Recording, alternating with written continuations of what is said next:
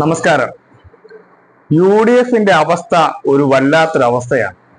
കാരണം ഈ 10 വർഷത്തിനിടയ്ക്ക് LDF ഭരണം തുടർച്ചയായി നേടിയതിനു ശേഷവും അവർക്ക് വിഷയദാരിദ്ര്യത്തിൽ കിടന്ന് നീറുകയാണ്. എന്ത് വിഷയം കൈകാര്യം ചെയ്യണം, ഏത് വിഷയമെടുത്ത് പെരുമാറണം എന്നതിനെ കുറിച്ച് യാതൊരു വിവരവുമില്ലാതെ ഒരു പ്രത്യേക രീതിയിൽ ഉഴലുകയാണ് UDF കേന്ദ്രം മുഴുവനും. അതിൻ്റെയൊക്കെ ഭാഗമായിട്ടാണ് ഇപ്പോ KJ ഷൈൻ ടീച്ചറിനെതിരായിട്ട് ഇപ്പോ ഈ ആരോപണങ്ങൾ ഉന്നയിക്കുന്നത്. KJ ഷൈനെ എതിരായിട്ട് ടീച്ചറിനെതിരായി ഈ കൊണ്ടുവന്ന ആരോപണം കൊണ്ടുവന്ന് മണിക്കൂറുകൾക്കുള്ളിൽ പൊളിച്ചടുക്കി കയ്യിൽ കൊടുക്കുന്ന ഒരു സ്ഥിതിയിലേക്ക് കാര്യങ്ങൾ എത്തിയിരിക്കുകയാണ്. UDFിന്റെ അവസ്ഥ എന്ന് പറഞ്ഞ ഒരു വല്ലാത്തൊരവസ്ഥയാണ്.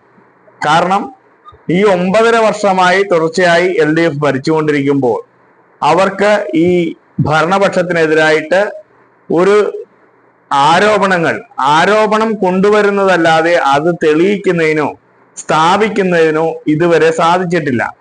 അങ്ങനെ ഒരു പ്രശ്നത്തിൽ UDF നിൽക്കുമ്പോൾ ഇപ്പോ ഈ ഭരണപക്ഷത്തിന് എതിരായിട്ട് എന്തെങ്കിലും ആരോപണങ്ങൾ ശക്തമായിട്ടുള്ളത് കൊണ്ടുവരികയും ആ ആരോപണങ്ങളിൽ ഉറച്ചു നിൽക്കുകയും ആ ആരോപണങ്ങൾ തെളിയിക്കപ്പെടുമ്പോഴാണ് പ്രതിപക്ഷം യഥാർത്ഥത്തിൽ ഒരു പ്രതിപക്ഷമായി മാറുന്നത്.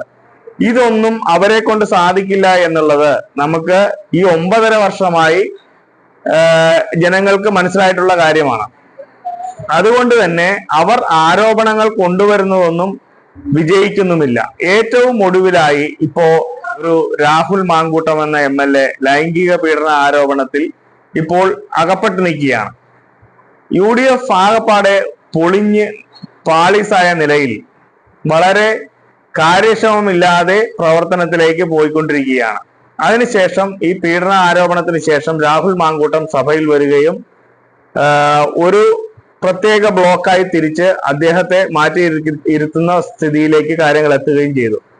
UDFിലുമില്ല, എന്നാൽ കോൺഗ്രസിൽ നിന്ന് പുറത്താക്കി എന്ന് പറയുന്നതും UDFിന്റെ MLAമാർ പോയി അദ്ദേഹത്തെ കൈ കൊടുക്കുന്ന രംഗമൊക്കെ കണ്ടതാണ്.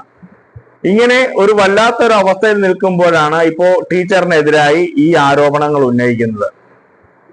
ഇത് സൈബർ വിങ് ഈ UDFിന്റെ കേന്ദ്രങ്ങളിൽ ശക്തമായി നവമാധ്യമങ്ങളിലൂടെ ഇടതുപക്ഷ MLAമാരെയും ഇടതുപക്ഷ നേതാക്കന്മാരെയും അപകീർത്തിപരമായിട്ടുള്ള ഇതുപോലുള്ള നടപടികളുമായി മുന്നോട്ട് പോകുന്ന ഒരു സൈബർ വിങ് UDF കേന്ദ്രങ്ങളിലുണ്ട്. ഈ സൈബർ ഇടങ്ങളിൽ ഇവർ പെരുമാറുന്നത് വളരെ നിശ്ചിതമായി ഒരു മനുഷ്യനാണെന്നുള്ള ഒരു ചിന്ത പോലും ഇല്ലാതെ രൂക്ഷമായി പ്രതികരിക്കുന്ന ഒരു നിലപാടിലേക്കാണ് UDF കേന്ദ്രങ്ങൾ പോയിക്കൊണ്ടിരിക്കുന്നത്. അതിന് ഒന്നാമത്തെ ഉദാഹരണമാണ് ശൈലജ ടീച്ചറിനെതിരായിട്ട് വന്ന ആരോപണങ്ങൾ. അതുപോലെ തന്നെ എറണാകുളത്ത് മത്സരിച്ച എറണാകുളം മണ്ഡലത്തിൽ ലോക്സഭാ മണ്ഡലത്തിൽ മത്സരിച്ച ഷൈൻ ടീച്ചറിനുൾപ്പെടെ വന്നിരിക്കുന്ന ഈ ആരോപണങ്ങളെല്ലാം ഏറ്റവും ലേറ്റസ്റ്റ് ആയി വന്നിരിക്കുന്ന ഈ ഷൈൻ ടീച്ചറിനെതിരായിട്ടുള്ള ആരോപണം യഥാർത്ഥത്തിൽ അന്ന് ഈ സംഭവം ഇവര് പറയുന്ന സമയത്ത് ടീച്ചർ അവിടെ ഒരു പൊതുയോഗത്തിൽ പങ്കെടുത്ത് പ്രസംഗിക്കുന്ന ദൃശ്യങ്ങളൊക്കെ ഇപ്പോൾ വന്നു കഴിഞ്ഞു. അപ്പോ ഇവർ ഉന്നയിക്കുന്ന ഈ ആരോപണങ്ങളിലൊന്നും ഒരു കഴമ്പുമില്ല എന്നുള്ളത് വിവരങ്ങളുടെ അടിസ്ഥാനത്തിൽ നമുക്ക് പറയാൻ സാധിക്കും. ഇനി ഈ ആരോപണം ഉന്നയിച്ചതിന് ശേഷം ഷൈൻ ടീച്ചർ അതിൽ നിന്നും പിന്മാറി ഈ പൊതുരംഗത്ത് നിന്ന് തന്നെ മാറും എന്നായിരുന്നു UDF കേന്ദ്രങ്ങൾ വിചാരിച്ചിരുന്നത്. എന്നാൽ ഷൈൻ ടീച്ചർ ഇതിനെതിരായി നിയമ നടപടി സ്വീകരിക്കും, ശക്തമായി പൊതുരംഗത്തുണ്ടാകും എന്ന് പറഞ്ഞുകൊണ്ട് ശക്തമായി രംഗത്ത് വന്നിരിക്കുകയാണ്. ഇതിന്റെയൊക്കെ ഫലമായി UDF കേന്ദ്രം ആകപ്പാടെ വെട്ടിലായിരിക്കുകയാണ്. ഇപ്പോ കഴിഞ്ഞ ദിവസം ഈ ആരോപണം ഉന്നയിച്ചതിന് ശേഷം കൈരളി ചാനൽ ഒരു ചർച്ച, എല്ലാ ചാനൽ ചർച്ചയിലും ഷൈൻ ടീച്ചർ പങ്കെടുത്തെങ്കിലും കൈരളി ചാനലിൽ നടത്തിയ ആ സംവാദത്തിൽ ഷൈൻ ടീച്ചർ പറഞ്ഞ കാര്യങ്ങൾ കേരള സമൂഹം കേൾക്കേണ്ടതാണ്. നമുക്ക് ഷൈൻ ടീച്ചർ പറഞ്ഞ ആ വാക്കുകളുടെ പ്രസക്ത ഭാഗങ്ങൾ നമുക്കിവിടെ കാണാം. KJ ഷൈൻ ടീച്ചർ കൂടി നമ്മളോടൊപ്പം ചേരുകയാണ്. ടീച്ചർ, ചിന്ത പറഞ്ഞ് അവസാനിപ്പിച്ചതുപോലെ താങ്കളുടെ ആ പോരാട്ടത്തിന് അതിന് വലിയ ഐക്യദാർഢ്യം അറിയിച്ചുകൊണ്ട് തന്നെ ഈ ചർച്ചയിലേക്ക് താങ്കളെ സ്വാഗതം ചെയ്യുക കൂടിയാണ്. വാസ്തവത്തിൽ ഇത്തരത്തിലുള്ള പോരാട്ടങ്ങളുടെ ഒരു ഐക്കണായി തന്നെ താങ്കളെ അവതരിപ്പിക്കണം എന്നുള്ള താല്പര്യത്തിൽ തന്നെയാണ് ഒന്ന് രണ്ട് കാര്യങ്ങൾ താങ്കളോട് ചോദിക്കണമെന്ന് കരുതുകയും ചെയ്യുന്നത്. നോക്കൂ ടീച്ചർ, വാസ്തവത്തിൽ നമ്മളിത് ആലോചിക്കുകയാണെങ്കിൽ ഈ പ്രചാരണങ്ങൾക്കൊക്കെ വാസ്തവത്തിൽ മണിക്കൂറുകളുടെ മാത്രം ആയുസ്സാണുള്ളത്. ഇപ്പോൾ അന്ന് ഈ ആരോപണം ഉന്നയിക്കപ്പെടുന്ന സമയത്ത് താങ്കൾ മറ്റൊരു പൊതുപരിപാടിയിൽ പങ്കെടുക്കുകയാണ് എന്നതടക്കമുള്ള ചിത്രങ്ങളും വീഡിയോകളും ഇതിനോടകം തന്നെ പുറത്തു വന്നു കഴിഞ്ഞിട്ടുണ്ട്. അപ്പോൾ അങ്ങനെ ഒന്ന് അന്വേഷിച്ചാൽ പൊളിഞ്ഞു പോകാവുന്ന ഒട്ടും അടിത്തറയില്ലാത്തൊരു വലിയ കളവാണിത്.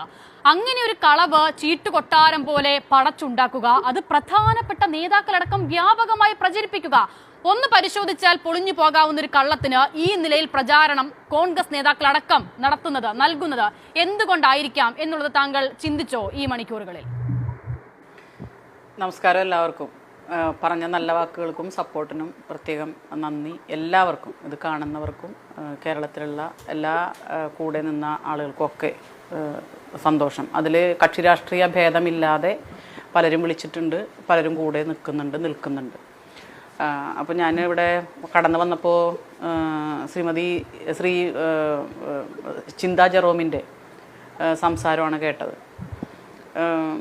ഞാനിപ്പോൾ അങ്ങനെ വലിയൊരു ആളാണ് എന്നുള്ളൊരു ധാരണയൊന്നും എനിക്കില്ല. ഏറ്റവും സാധാരണ സ്ത്രീകൾ മുതൽ ഇത്തരത്തിൽ അപവാദം പ്രചരണം നടത്തുമ്പോൾ അത് എനിക്ക് തോന്നുന്നു ഓരോരുത്തർ ജീവിക്കുന്ന ഏത് തട്ടിലാണോ ആ തട്ടിൽ നിന്നുകൊണ്ട് അവർ നേരിടുന്ന അപവാദ പ്രചരണങ്ങൾ ചിലപ്പോൾ കുടുംബത്തിനകത്താവാം, അല്ലെങ്കിൽ അവർ തൊഴിലിടങ്ങളും കുടുംബവും മാത്രമായി ജീവിക്കുന്ന സ്ത്രീകളാകാം. ഒരു സ്ത്രീയും ഈ അവളുടെ ശരീരത്തിൽ നിന്ന് അല്ലെങ്കിൽ അവളുടെ ലൈംഗികതയിൽ നിന്ന് അതുമായി വെച്ച് ഉപയോഗിക്കുന്ന ലൈംഗിക വൈകൃതത്തിൽ നിന്നും അപവാദ പ്രചരണങ്ങളിൽ നിന്നും മുക്തയാണ് എന്ന് ഞാൻ കരുതുന്നില്ല. അതിൻ്റെ ആഴം പൊതുജീവിതം അതിൻ്റെ ജീവിതത്തിൻ്റെ വ്യാപ്തിക്കനുസരിച്ച് വർദ്ധിക്കുന്നുവെന്ന് മാത്രമേ ഉള്ളൂ.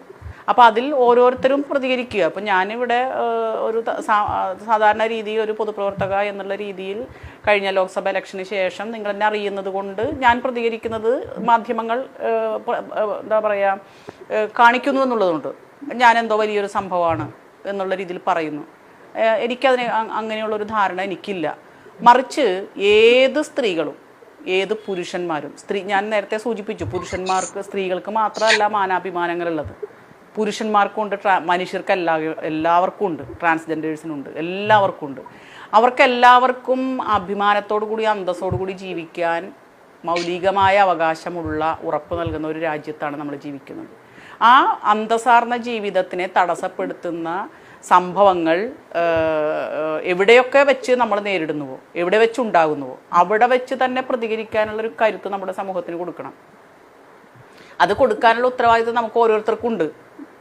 അല്ലാതെ കുറേ സ്ത്രീകൾ ഇത് ഇട്ടിട്ട് പോയി, അവർ വിഷമിച്ചു പോയി, ചിലർ ആത്മഹത്യ ചെയ്യുന്നു, പ്രയാസപ്പെടുന്നു, പിന്നെ അതിനെക്കുറിച്ചൊന്നും പ്രതികരിക്കുന്നില്ല എന്ന് കാണുമ്പോൾ ഇത്തരത്തിലുള്ള കുറ്റവാസനയുള്ളവർ അവർക്കൊരു ഒരു വളമാണ്.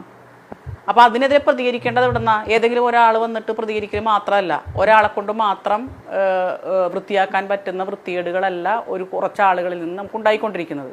അപ്പോൾ അതിന് നമുക്ക് ചെയ്യാൻ പറ്റുന്നത് അതാത് സന്ദർഭങ്ങളിൽ അതാത് തട്ടുകളിൽ ഈ സ്ത്രീകളും പുരുഷന്മാരും നേരിടുന്ന ഇത്തരം മനോവൈകൃതത്തെ തിരുത്താനോ അല്ലെങ്കിൽ അതിനെ നിയമപരമായി നേരിടാനോ തയ്യാറാവുക എന്നുള്ളതാണ് ഒരു ശാശ്വതമായൊരു മാർഗം, പരിഹാരം എന്നാണ് ഞാൻ വിശ്വസിക്കുന്നത്. അപ്പൊ അതിൽ എന്റെ റോള് എന്നാൽ കഴിയുന്ന വിധത്തിൽ ഞാൻ ചെയ്യുന്നു.